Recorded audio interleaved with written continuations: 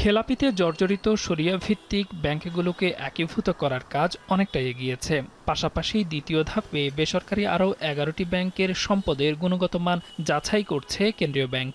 ব্যাংকগুলোর খেলাপি ঋণ, মূলধন ঘাটতি, বিভিন্ন সূচকের প্রকৃত অবস্থা পর্যালোচনা শেষে একীভূতের প্রক্রিয়ায় হাঁটছে বাংলাদেশ ব্যাংক। ডজনখানেক ব্যাংকের অবস্থা খুবই নাজুক। ধার করে টিকে থাকা কোনো ব্যাংক আগের ঋণও পরিশোধে ব্যর্থ হচ্ছে। এর মধ্যে প্রথমে ফার্মার্স ব্যাপক কেলেঙ্কারির পর আস্থা ফেরাতে পদ্মা নাম ধারণ করেও এখনও খুঁড়িয়ে চলছে ব্যাংকটি। এটি সহ রাজনৈতিক বিবেচনায় অনুমোদন পাওয়া এসব ব্যাংকের গ্রাহকরা হয়রানির শিকার। শেষের যে ফোর্থ জেনারেশন ব্যাংকগুলো হয়েছে 14টা, এটা আসলে করার কথা ছিল না।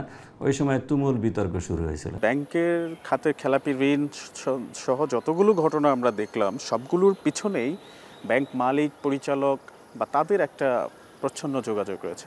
গেল বছর গণ-অভ্যুত্থানের পর ভঙ্গুর আর্থিক খাতকে স্থিতিশীল করতে দুর্বল ব্যাংকগুলোর ১৫টির পর্ষদ বিলুপ্ত করা হয়। প্রায় ৫২,০০০ কোটি টাকা ছাপিয়ে ব্যাংকগুলোকে দেয়া হয় তারল্য সহায়তা।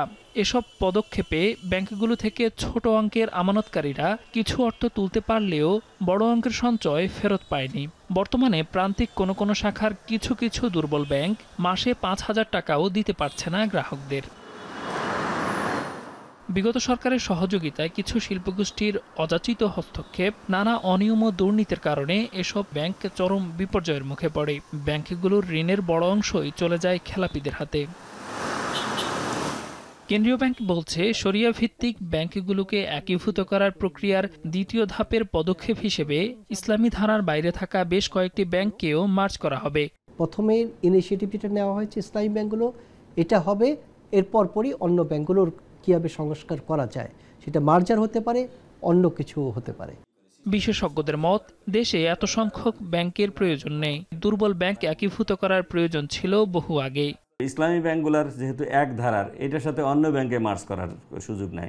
যেমন ন্যাশনাল ব্যাংক, এটাও খুবই দুর্বল ব্যাংক, এটার সাথে কিন্তু এটাকেও মার্জ করার কথা ছিল, কিন্তু এটাকে করে না। ওইটা একটা ভিন্ন ধারার ব্যাংক, এটাকে হয়তো ভিন্ন ধারার ব্যাংকের সাথে, এই কনভেনশনাল ব্যাংকের সাথে মার্জ করবে।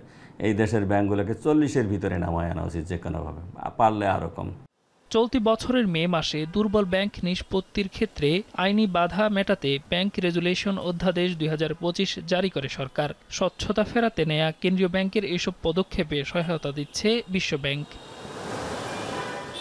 দেলোয়ার দোলন, এখন, ঢাকা।